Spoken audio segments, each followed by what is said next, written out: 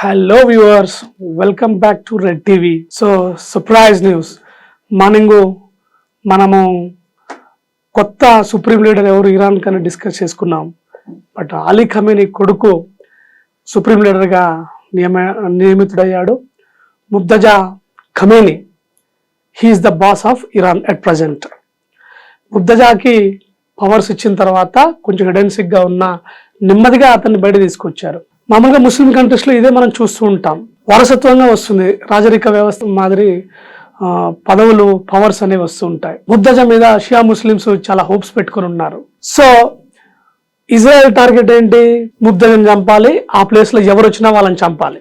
ఎందుకంటే Iran nuclear attempts చేసినా లేదా వార్ హెడ్స్ అన్ని స్టాక్ పైల్స్ అన్ని స్టోర్ చేసుకుని పెట్టుకున్నా it will be threat for the Israel identity. అసలు కంట్రీకే థ్రెట్. సో ఇందులో ఇంట్రెస్టింగ్ విషయం ఏమంటే చైనా ఇంటర్ఫేర్ అవుతుంది. దేనికి? ఇరాన్ ముర్తజా ఖమేనీని చంపాలని డిసైడ్ చేసుకోండి. అయితే చైనా ఏమంటోంది, మీరు సవర్నిటీని, సార్వభౌమాధికారాన్ని, ఇరాన్ కాన్స్టిట్యూషన్ ని, ఇరాన్ ఎంపికని మీరు గౌరవించాలి. ఇట్లా ఎవరు సీట్లోకి వచ్చి ఎవరు రూల్లో ఉన్న ఇరాన్ లో వాళ్ళని చంపేస్తామంటే కుదరదు. ఇంటర్నేషనల్ లాస్ ఉన్నాయి, ఇంటర్నేషనల్ మొరాలిటీస్ ఉన్నాయి, ఇంటర్నేషనల్ వాల్యూస్ ఉన్నాయి. చైనా నేచర్, ఫర్ ఎగ్జాంపుల్, మనకు బార్డర్ కంట్రీ చైనా, మన anti country, simple and cheap light Pakistan కు ఫ్రెండ్ చైనా. ఇంకా దారుణం ఏంటంటే ఇంటర్నేషనల్ మొరాలిటీస్, ఇంటర్నేషనల్ వాల్యూస్ ఇవన్నీ మాట్లాడే చైనా కరోనా వైరస్ ని ఇంటర్నేషనల్ గా స్ప్రెడ్ చేసింది ట్రేడ్ కోసం, మెడికల్ రిసోర్స్ ట్రేడ్ కోసం. బట్ ఇప్పుడు కేస్ స్టడీకి వస్తే, ఇరాన్ కేస్ స్టడీకి వస్తే, ఇరాన్ గురించి మాట్లాడుకుంటే చైనా డైరెక్ట్ గా ఇజ్రాయెల్ కి వార్నింగ్ ఇస్తుంది. మేము యుద్ధంలోకి వస్తాం, మీరు ఈ విధంగా ఎవరు పడితే వాళ్ళని ఇరాన్లో చంపకూడదు. దారుణమైన విషయం ఏంటంటే చైనాలో ఎవరైతే ఉన్నారో ఉయూర్ ముస్లిమ్స్ అనేవాళ్ళు, తర్వాత కొంతమంది ఎవరైతే చైనాలో ఉన్నారో వాళ్ళకి కూడా వీళ్ళు సర్వీసెస్ ఇవ్వరు, వెల్ఫేర్ ఇవ్వరండి మన నేషనల్ పీపుల్ అని. ఈవెన్ బేస్గా చాలా క్లోజ్గా ఉన్న గవర్నమెంట్లో కూడా షీ జిన్పింగ్ క్లోజ్గా ఉండే వాళ్ళు చాలా తక్కువ మంది నమ్ముతాడు అతను. బట్ ఇజ్రాయెల్కే వార్నింగ్ ఇస్తుంది చైనా. బట్ ఒక విషయం గుర్తుపెట్టుకోవాల్సింది ఏంటంటే చైనా ఇజ్రాయెల్ ఎంత పెద్ద కంట్రీ థ్రెట్ చేసినా వినదు. ఇజ్రాయెల్కు కాన్ఫిడెంట్ ఉంది, ఒకవేళ మేము ఫైట్ చేయలేకపోయి మా ల్యాండ్ మేము మిస్ అయితే మేము ఇండియాలోనే బతుకుతామనే ఆలోచనలో వాళ్ళు ఉన్నారు.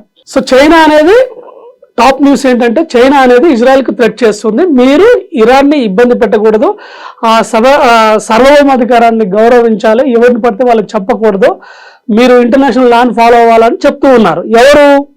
ఆయన foreign minister, China foreign minister Guo Jiakun అనే అతను చెప్తూ ఉన్నాడు, ప్రెస్ మీట్ పెట్టాడు.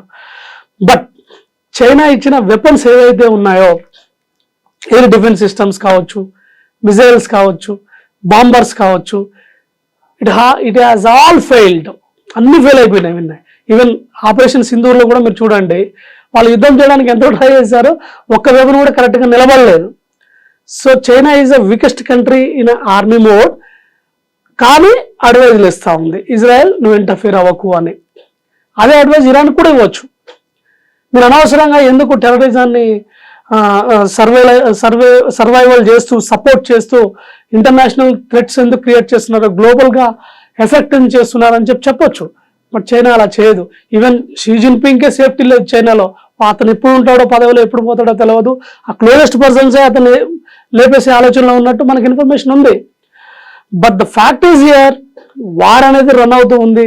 చైనా ఇంటర్వీనియన్స్ అనేది కొంచెం ఇంట్రెస్టింగ్గా ఉంది. Let's see what will happen. Russia ఆటోమేటిక్గా మీకు ఇరాన్కి సపోర్ట్ చేస్తూ ఉంది.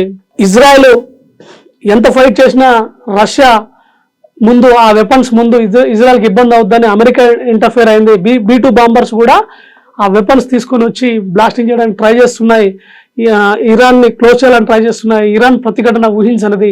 సో చైనా ఎంత సపోర్ట్ చేసినా, చైనా ఎన్ని వార్నింగ్స్ ఇచ్చినా ఇజ్రాయెల్ వెనక్కు తగ్గదు. ఈ వార్ ఇంకా ముందుకు పోతుందని మనకు తెలుస్తోంది. Let's see what will happen. That's all for now. Thank you.